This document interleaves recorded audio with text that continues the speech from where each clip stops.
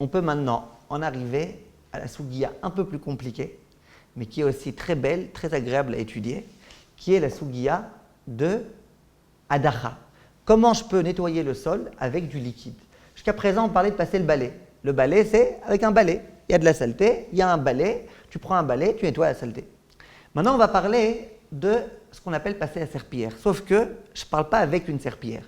Parce qu'avec une serpillière, c'est évident qu'on n'a pas le droit. On en vient à essorer la serpillière. Et puis, parfois, on peut aussi la nettoyer, la serpillière. Je ne parle pas de ça. Maintenant, je parle sans serpillière. J'ai un balai, les balais Goumi, là, les balais qu'on connaît ici en Israël. J'ai le balai. J'aimerais verser un seau d'eau par terre avec de l'Economica ou n'importe quel produit pour nettoyer le sol, ou même sans produit, que de l'eau. Et j'aimerais, pour nettoyer le sol, passer comme ça, l'igrof, comme on dit en hébreu, passer le balai sur l'eau pour réussir à nettoyer le sol. Donc, jusqu'à présent, on avait parlé de balai sans eau. Maintenant, on parle de balai avec de l'eau. Toute la sougia dont on va parler maintenant, c'est une autre sougia. C'est non pas balai sans eau, c'est balai avec eau. Est-ce qu'on autorise ou pas? Alors là viennent les poskim. Et même les poskim qui, au sujet du balai, disaient on peut autoriser quand c'est carrelé, quand il y a du carrelage. Ils disaient à ce sujet-là, on n'autorise pas. C'est que même le Shulchan Aruch, qui à propos du balai, il disait bon, ça va, il n'y a pas de problème, qu'est-ce qu'il y a? Tu as du carrelage, il n'y a pas de problème. Et bien, au sujet de passer la serpillière, là, avec du liquide, avec de l'eau, il interdit. Maintenant, le problème fondamental, c'est quoi? Est-ce qu'à votre avis, il y a un problème de Mouktsé? Hein? Il y a un problème de Mouktsé ou pas? Ben non, on a déjà dit qu'il n'y a pas de problème de Mouktsé. Ça y est, ça, on a compris. Donc, il n'y a pas de problème de Mouktsé. Quel est le problème? Le problème, c'est un peu le même. Le problème, c'est que peut-être que tu risques de voir qu'il y a un trou. Et si tu risques de voir qu'il y a un trou, tu risques d'en venir à combler le trou. Maintenant, pourquoi tu risques là encore plus d'en venir à combler le trou que quand tu passes le balai? Parce que les poskim, ils disent, plus tu fais un ménage de fond, yesodi, plus il y a de chances que tu vas faire attention aux détails. Donc, quand Stam, tu passes un petit coup de balai, tu fais attention à chaque détail. Mais quand, après le balai en plus, tu fais avec de l'eau, tu nettoies bien et tout, tu risques de faire attention aux moindres détails. Donc, tu risques d'attacher ton attention au moindre petit trou qu'il peut y avoir. Donc, tu risques d'en venir à le combler. Donc, les poskim me disent, le problème, c'est le même que dans le balai. En un peu plus. Le problème, c'est de peur que tu trouves un trou et que tu en viennes à le combler. Maintenant, qu'est-ce qui va nous déranger? Bon, j'ai compris. Or, si c'est le même problème, ben, on devrait autoriser. Le Shulchan Aruch dit les maisons dans lesquelles il y a du carrelage, il n'y a plus de problème que tu en viennes à combler les trous. Donc, s'il n'y a plus de problème, il n'y a plus de problème. Donc, comment ça se fait que le même Shulchan Aruch qui te dit moi, j'autorise à passer le balai dans un endroit dans lequel il y a du carrelage, il te dit moi, j'interdis de faire avec de l'eau là où il y a du carrelage. Vous êtes d'accord que c'est hyper bizarre? Et pourtant, c'est noir sur blanc. Le même Shulchan Aruch dans un saïf, il te dit sans eau, j'autorise. Quand il y a du carrelage, le même Shulchan Aruch, il te dit, quand il y a du carrelage, j'interdis avec de l'eau. Le même Chafetz Chaim qui a autorisé de passer le balai quand dans toutes les maisons du monde, il y a du carrelage, il te dira, si c'est avec de l'eau, j'interdis. Pourquoi? Pourquoi il y a cette différence-là? Vient le Rav Amagid, l'un des plus grands commentateurs du Rambam, et il donne une raison qui a été retenue par tous les poskim. Cette raison, vous pouvez la comprendre ou un peu moins la comprendre. Peut-être qu'il y a des gens qui diront qu'ils la comprennent un peu moins que d'autres. Mais il veut dire comme ça. Il veut dire, vous êtes d'accord qu'il y a quand même un problème de passer le balai Shabbat? Il y a un problème, c'est qu'il y a quand même des maisons qui ne sont pas carrelées. Alors c'est vrai qu'aujourd'hui, il n'y en a plus tellement, etc. Mais le problème, il existe. La problématique, on va dire, elle existe. Après, comment on résout la problématique? On va dire, il y a du carrelage dans le monde entier. Mais le problème, il existe. Dit le Rav Amagid, maintenant, de dire à quelqu'un, c'est un peu comme vous disiez tout à l'heure, Elinor, de dire à quelqu'un, pendant tout Shabbat, ne passe pas le balai, c'est trop dur.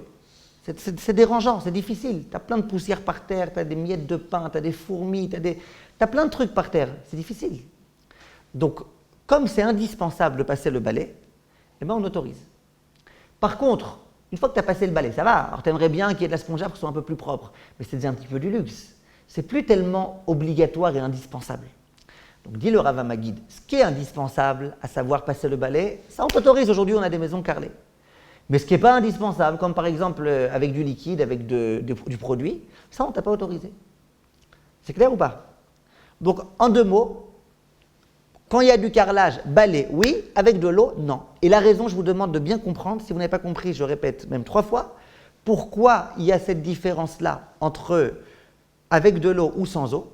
C'est parce que comme sans eau, stamp, un coup de balai, c'est indispensable. Et bien ça, on a voulu tenir compte du fait qu'aujourd'hui, il y a du carrelage pour autoriser. Alors que les choses qui ne sont pas tellement indispensables, on peut se passer pendant 1 ou 2 jours de passer la serpillière. Et bien ça, si tu peux t'en passer, passe-toi-en. Voilà pourquoi Shulchan Aruch n'a pas accepté qu'on fasse avec de l'eau. C'est clair? Bien fait. Alors si c'est clair, maintenant on va pouvoir répondre, et c'est là que ça commence à devenir un peu intéressant parce que c'est des choses qui ne sont pas connues. On va arriver à des tas de cas pratiques qui se posent, qui se produisent, et on va essayer de réfléchir ensemble, est-ce qu'on peut autoriser ou pas?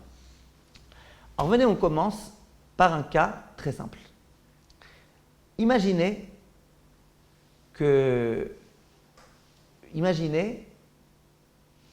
on va prendre plein de cas, d'accord? On va prendre plein de cas, on va commencer au fur et à mesure par certains cas.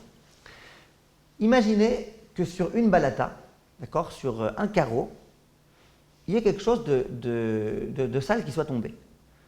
Par exemple, je ne sais pas, il y a 2 jours de Yom Tov et Shabbat et tout, c'est 3 jours consécutifs, il y a une balata qui est très très sale, elle est toute noire. Maintenant, moi je dis, écoute, elle est noire, ça me dérange, c'est pas toute la maison, c'est juste une balata qui est noire.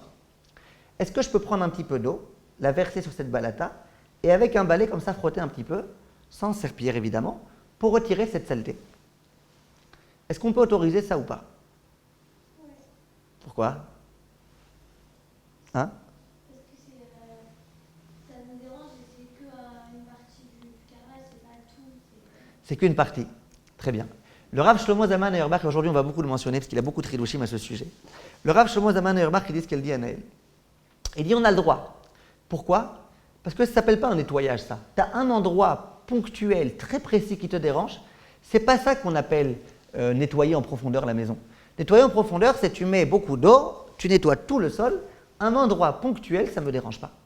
Donc le Rav Auerbach, il autorise, comme un Naël. Le Rav Nissim Karelitz, lui, n'est pas d'accord avec ça. Il dit non, tu as nettoyé ponctuellement un endroit précis. Donc on n'a pas le droit. Mais beaucoup de poskim sont d'accord avec le Rav Auerbach et disent qu'on a le droit. Donc premier éther qu'on peut avoir, première autorisation qu'on peut donner, c'est quand tu n'as que quelques endroits précis. Tu as ici une bouteille de jus de raisin qui s'est renversée avec les traces de pied, etc. Là-bas, un autre machin, un enfant qui a uriné ici. Ça, tu peux. Un endroit précis, ça tu peux.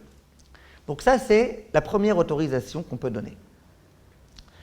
Même si ce n'est pas super sale cet endroit-là, oui, puisque c'est ponctuel, c'est un endroit précis, le Rav Auerbach autorise. Maintenant, prenons un autre cas. Imaginez que cette saleté-là, elle se soit répandue vraiment dans une grande partie du salon. Mais c'est vraiment écœurant. Par exemple, ce n'est pas juste du jus de raisin, c'est, je sais pas, un enfant qui a fait ses besoins, qui a vomi, qui a machin. Pachout, c'est écœurant. Ça veut dire il a marché dessus, machin. Bon, dans tout le salon, c'est plus un endroit ponctuel. Dans tout le salon, il y a par terre des traces de vomi, de l'odeur, etc. Bref, insupportable. Est-ce qu'on peut autoriser ou pas? Toute autorisation de dire que c'est un endroit précis, tu ne peux plus la dire. Alors, est-ce que quelqu'un veut autoriser? Est-ce qu'on pourrait autoriser ici?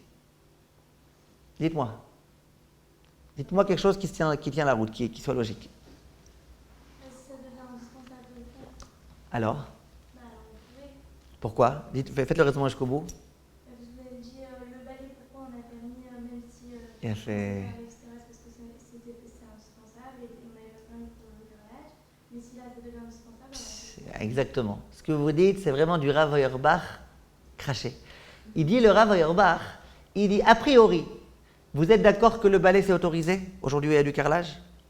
Alors pourquoi on a interdit de mettre avec de l'eau? Dit le Rav Amagid, parce qu'il y a une grande différence. Avec de l'eau, c'est pas indispensable.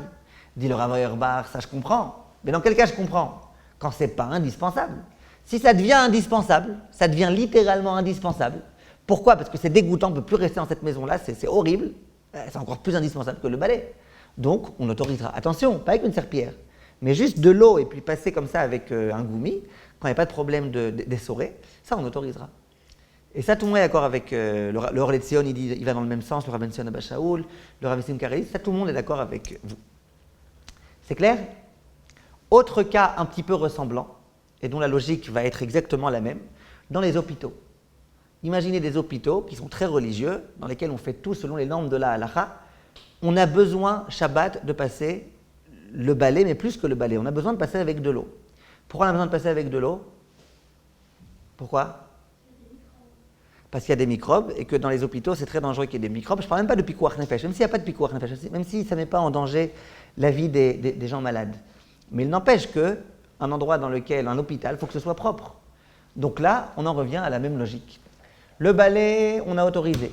Alors pourquoi on a autorisé le balai et on interdit quand il y a de l'eau? Pourquoi?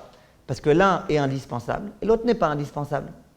D'accord? Si la logique c'est que ça c'est indispensable, ça c'est pas indispensable. Dans les hôpitaux où c'est absolument indispensable, eh ben c'est évident que c'est autorisé.